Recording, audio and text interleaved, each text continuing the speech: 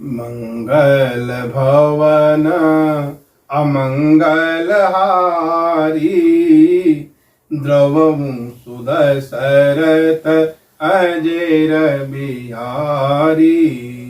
जय जय जय हनुमान गोसाई, कृपा करहु गुरु देव की नाई। देवाधिदेव महादेव के चरणों में साष्टांग दंडवत कलि पावना अवतार पूज्यपाद गोस्वामी तुलसीदास जी के चरणों में बार बार वंदन। बहुत ही पावन प्रसंग भरत चरित्र में आज चर्चा करके मन वाणी को पवित्र करेंगे। सीताराम जी के प्रेमामृत से परिपूर्ण भक्त भूषण भरत जी का इस धरती पर जन्म न हुआ होता तो मुनियों के लिए भी जो अगम यम नियम श्रम आदि विषम व्रतों का आचरण कौन करता। दुख दंभ दूषण आदि दोषों का शमन अपने सुयस के बहाने कौन करता। यदि इस धरा पर भक्त भूषण भरत जी का जन्म न हुआ होता। बहुत ही सुंदर पावन चरित्र भरत चरित्र में गुरुदेव वशिष्ठ, सचिव सुमंत, माता कौशल्या आदि सभी ने भरत जी से आग्रह किए कि पुत्र भरत राजा दशरथ के वचन का पालन करने के लिए बड़े भाई ने पिता के वचनों का पालन किए और उसी पिता के वचन का पालन करके आप राजा बन जाइए। सचिव भी कहते हैं कि जब 14 वर्ष की अवधि समाप्त होगी और जब राम आएंगे तो जो उचित समझिएगा वैसा करिएगा। भरत जी समझ जाते हैं भगवान की संपदा भगवान की सत्ता सौंपने में हमें विचार करना पड़ेगा। इससे अच्छा है उस राज सत्ता को हम स्वीकार ही न करें। भरत के हृदय में अत्यधिक दुख है और हृदय का जलन है। एक ही मन में निश्चय है कि किसी तरह भैया राम के चरणों का दर्शन करके इस हृदय के जलन को मिटाएं। एक ओर बस हृदय दवारी, अमोहि लगी भे से राम दुखारी। जीवन ला लखन बल पावा, असब तज राम चरण मन लावा। भरत जी कहते हैं हमारे हृदय में बस सिर्फ एक ही बात का दुख है कि मेरे कारण भैया और भाभी को वन में दुख सहना पड़ रहा है। जीवन का लाभ तो भैया लखन लाल जी ने प्राप्त किया जो सबका त्याग करके भगवान राम के कमलवत चरणों में मन को लगाया। अमोर जन्म रघुबर बन लागी, अझूठ का पछता हुआ भागी। झूठ मूठ का मेरा मन पछतावा कर रहा है। मेरा जन्म तो भगवान को वन के लिए हुआ था। इस तरह आपन दारुण दीनता कहीं सबही सिरुनाई।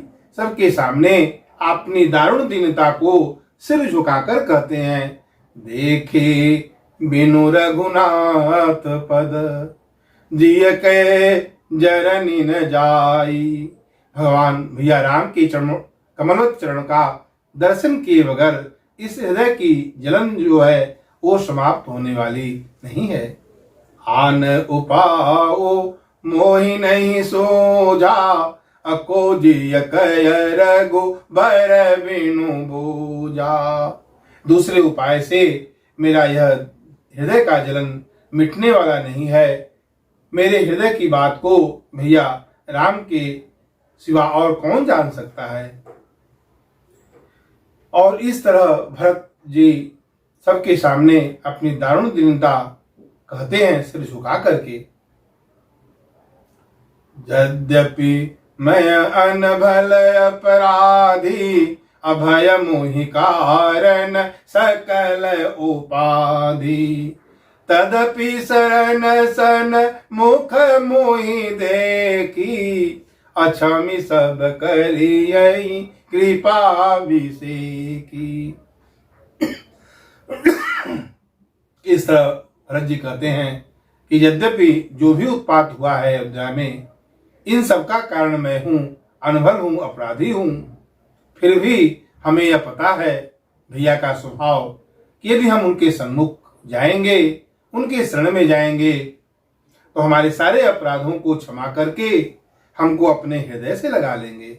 शील सकुच सोठ सरल स्वभाव, अकृपा स्नेह सदन रघुराऊ, हरिहु कयन बल किन्नन रामा, अमय शिशु सेवक यद्यपि वामा।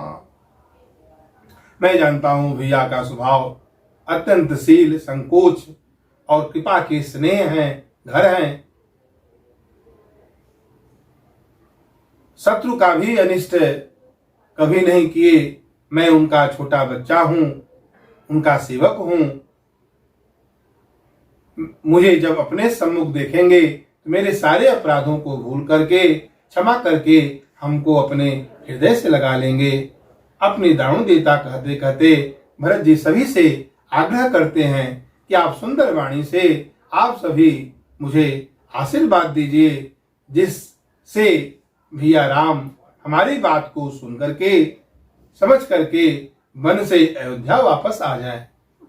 यद्यपि जन्म को मातुते, अमय सठ सदा सदोष, आपन जानी न त्यागी, अमोहि रघुबीर भरोस। भरत जी को अपने भैया राम पर इतना भरोसा है कि आपन जान न त्यागी, मोहि रघुबीर भरोस। यद्यपि मैं सट हूं, दोष युक्त हूं सदैव, फिर भी मैं जानता हूं आपन जान न त्यागी, मोहि रघुबीर भरोस। यह विश्वास ही भगवान शिव है। यह विश्वास सबको अपने प्रभु के ऊपर सदैव करते रहना चाहिए कि सन्मुख हो ही जीव मोहि जबहि, जन्म कोटि अघनाशहि तबहि। भरत जी अत्यंत दुखी होते हैं, फिर भी उन्हें भरोसा है कि हम सम्मुख जाएंगे तो भैया हमको अपना लेंगे।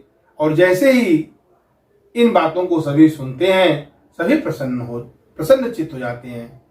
एक ही आक इयहि मन माही, अप्रात काल चल यऊ प्रभु पाही। निश्चय पूर्वक एक ही निश्चय किया हुआ है कि प्रातः काल होने पर मैं भैया के दर्शन करने के लिए चल दूंगा। इन सब बातों को सुनकर अयोध्या के सभी नर नारी, परिवारजन, कुटुंबीजन, गुरुदेव सभी भरत जी की सराहना करते हैं। भरत ही कहि सराही सराही, अराम प्रेम मुहूर्ते तनु आही। साक्षात राम के प्रेम की मूर्ति ही है, क्यों न करें भरत का प्रशंसा, सराहना। भगवान राम को प्राणों की तरह भरत जी प्रिय है। अवश्य चलिय बन राम जहाँ, भरत केन भल कीन, शोक सिंधु बोढ़त सबई, अतुम अवलंबन दीन। सभी सराहना करते हैं कि हे भरत जी, आप सभी शोक में डूबे हुए अयोध्या जनवासियों को आपने एक सहारा प्रदान कर दिया। सभी प्रसन्नचित्त हो जाते हैं। सबके हृदय में, सबके मन में अत्यधिक आनंद का संचार है। और सभी लोग जैसे मेघों की गर्जना सुनकर के चातक और मोर आनंदित होकर नाचने लगते हैं, इस तरह से सभी आनंदित हो जाते हैं। और सब लोग रात को सोते नहीं हैं। सभी चकवा और चकवी की भांति इंतजार करते हैं आर्त होकर, कब प्रातः हो और हम सब जो है चित्रकूट के लिए भगवान राम का दर्शन करने के लिए भरत जी के साथ में चले। इस तरह भरत जी सभी को आनंदित कर देते हैं। अवश्य चलिय बन राम जहाँ भरत मंत्र भल कीन। और जैसे सभी को एक अवलंबन प्रदान कर देते हैं, सभी आनंदित हो जाते हैं और भरत जी का सभी लोग सराहना करते हैं। गुरुदेव वशिष्ठ का सब लोग वंदना करते हैं और इधर भरत जी अपने घर आते हैं, माताओं से मिलते हैं और विचार करते हैं कि यदि यह नगर, यह हाथी घोड़ा, सारी संपदा, राज सत्ता, यह वैभव, ये सब रघुनाथ जी की है।